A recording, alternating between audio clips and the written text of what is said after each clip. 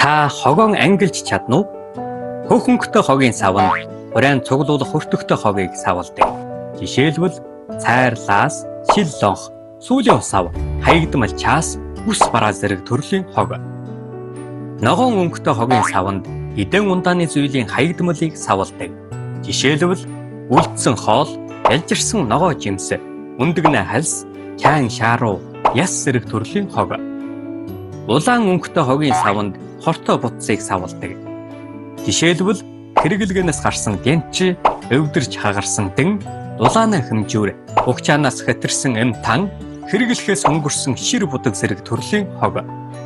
Үнсэн өнгөтэй хогийн савнд бусад төрлийн хаягдмалыг савладаг. Жишээлбэл чулуу тоосго, ваар шаажин, хамхин озоор, ариун цэврийн цаас зэрэг төрлийн хог.